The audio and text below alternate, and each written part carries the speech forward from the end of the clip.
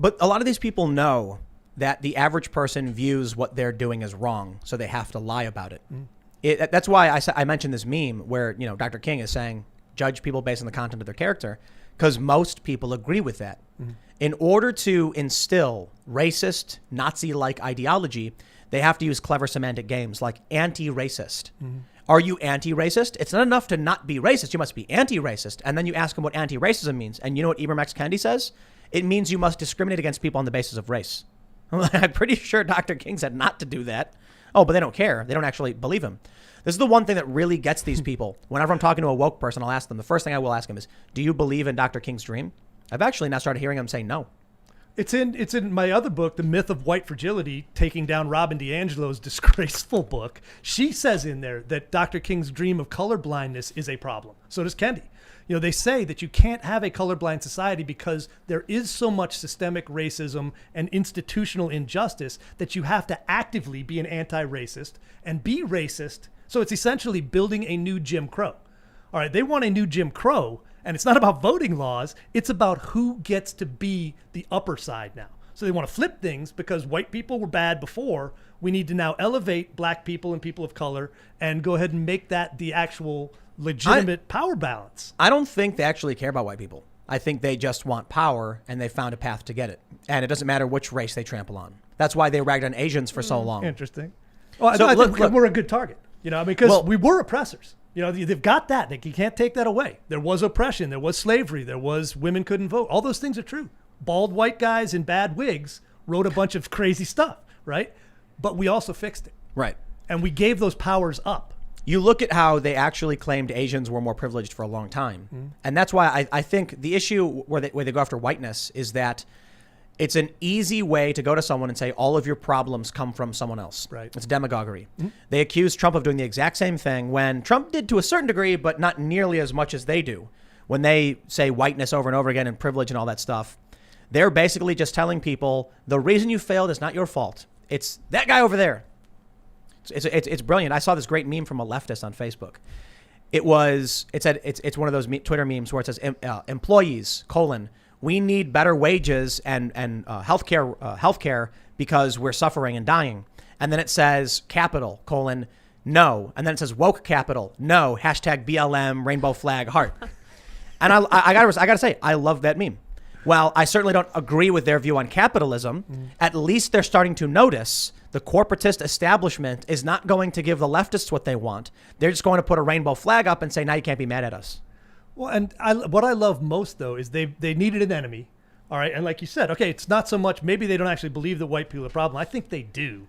But they made whiteness evil. They turned it into an ideology that doesn't exist. Whiteness didn't exist for me. I've been white for a long time. All right. I didn't have a methodology towards my whiteness. I didn't wake up and say, okay, 9 to 9:30, I'm going to oppress black people. 9:45, I'll switch to trans people. No, I was busy living my life. But they othered us.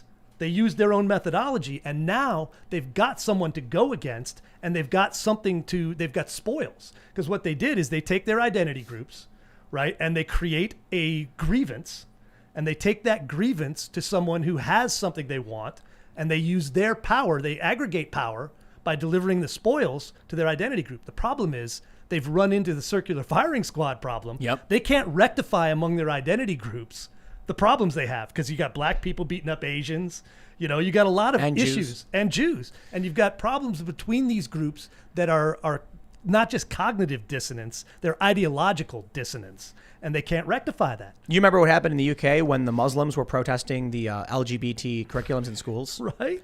It was really weird because you'd have these woke people come out and start arguing with Muslims, and you'd have like women in like full niqab, and then you'd have a man screaming in the face of a woke person who's confused.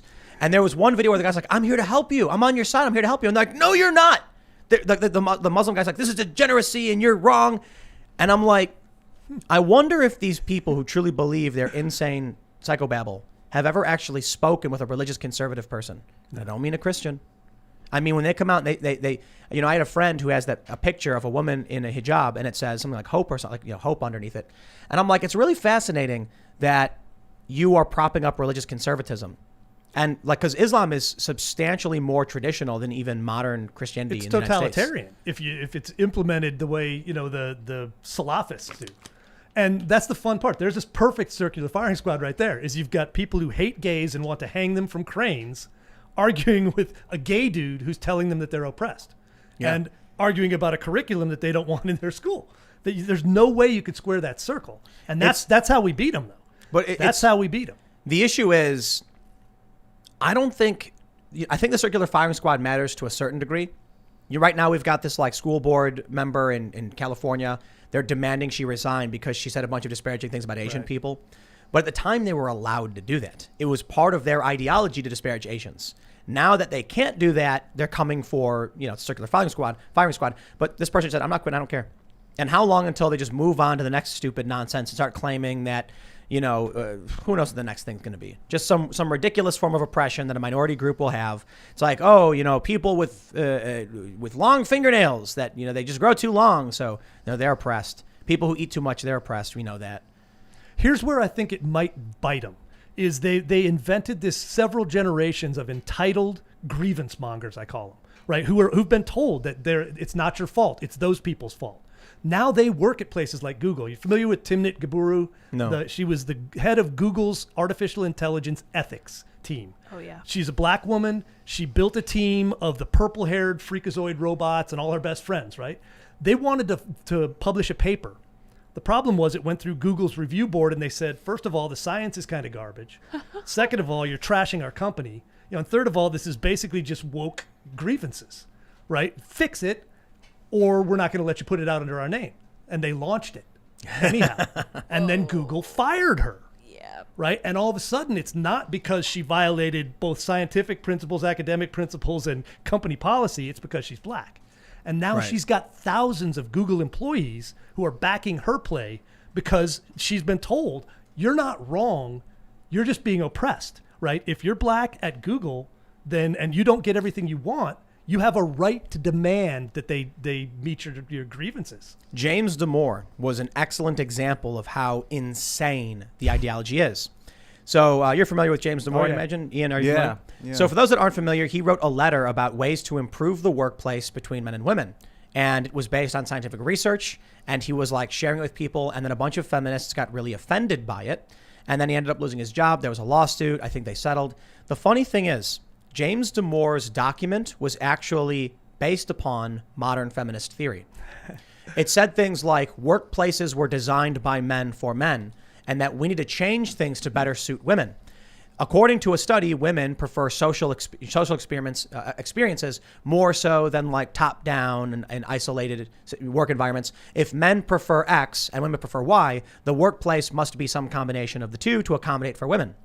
The women said, how dare you imply women are inherently one way or another? We are angry. You should be fired. To reiterate how insane that is, he was literally saying that Google's work environment was built by patriarchy, and that they needed to accommodate the woman better, and so they got mad and demanded he lose his job. The women did. Isn't that amazing? He's basically agreeing with everything they've been saying. Doesn't matter. You can't accommodate them. That's the thing. You can't accommodate them. And what they figured out is all they need is a disparity of outcome. All right. You say we have a disparity. There are too few black engineers, with freckles working at Google. Therefore, that's a racist systemic issue that they have to deal with. And then they jump right from there instead of looking at outcomes and say, well, maybe there aren't a lot of black freckled people who get into the tech field.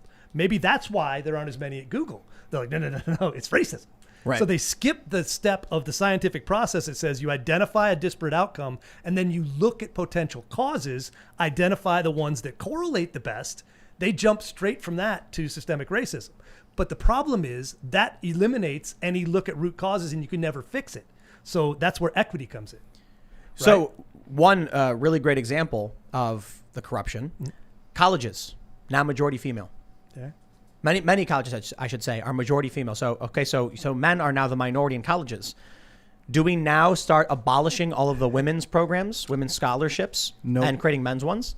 I don't think so. So no. you think the majority should get privileged money and access and resources? What are you, a bigot? Shouldn't the minorities be the one who get help because they're in the minority? Well, that would be like dudes in college at this point, because it's mostly women. And here's the thing, that changed in my lifetime. When I was in elementary school, that was when they started that stuff. And they said there aren't enough women going to college, there aren't enough. So they literally, inside of several decades, managed to flip that on its head. Now the question is, what do we want? Do we want equality of outcome? Right? Do we want to make sure that every group in society is equally represented in every outcome that we can come up with? Because that's what wokeness demands. And it can't be met because humans don't work that way. So what we have to figure out is, how do we get back to equality of opportunity? Because that's all you can do. And that's where I think our side needs to look at it and say, we can see the disparate outcome. I agree with you, there's too many black people in prison. I don't want them in prison, except most of them committed crimes. So how do we stop them committing crimes? Not how do we get them out of prison? Well, there's interesting arguments about that. Questions about whether or not, based on race, they'll get harsher sentences for the same crime, which there are stats that show. And so the issue I see, there's real instances of racism. There's real instances of bias. Historical racism has created a ripple effect throughout history in today's modern generation. And an honest person, like, I think you'd hear this from Tucker Carlson. Of course there's racism. We'd like to solve these problems, but these people are hustlers. They're grifters. They're manipulators. They tell the privileged elites they're oppressed. They would claim to you that Oprah Winfrey or Serena Williams are oppressed. Meanwhile, a homeless veteran sleeping under a gutter who happens to be white is the oppressor. That's the insanity of their ideology. Honest people say, yeah, racism is a problem. I think we've actually done a lot in this country to do away with it. We've passed many new laws. There's been new Supreme Court rulings. We've done a tremendous job ending these things. But there are remnants of these historical policies and actions in private and public affairs. Redlining and blockbusting, very serious consequences for various people. Well, the people on the left manipulate the goodwill of regular people who don't want racism, and they lie to them and tell them they can't advance. Exactly. We've done a lot of legal good to combat racism in the United States. Emotional is like an up and down, back and forth situation. And when we let the media tell us that we're different because of the colors of our skins, that kind of is damaging or undoing a lot of the good we can do to unify humans in our culture. But I do agree that legally the United States has done a lot of positive things to bypass and break through the racist curtain. And wokeness is resegregating. That's the problem. Identity politics is resegregation. And they're breaking people out and saying, no, your skin color actually is more important than the content of your character. And so we're going to put you in this block, and you will vote with these people, and you will identify with these people, and you will get spoils from us because you're one of these people. And that's the most destructive thing to what is a republic of equals I can even imagine, is to say that, no, the intangible characteristics matter more than your character. That offends me more than anything else they do. And I think we can call out racism, we can call out these problems and say we want to fix them and we want to help, but we have to do it by saying, yes, the content of your character matters more than the color of your skin. Thanks for checking out this clip from the Timcast IRL podcast. If you want to see the full show, come back to this channel, youtube.com/TimcastIRL, Monday through Friday at 8 p.m., where you can leave comments and super chat, and we actually will read your comments on the show. Don't forget to like, share, subscribe, and if you want exclusive members-only content, segments you can't get anywhere else, go to timcast.com, become a member, and we even have full bonus episodes. Thanks for hanging out, and we'll see you all next time.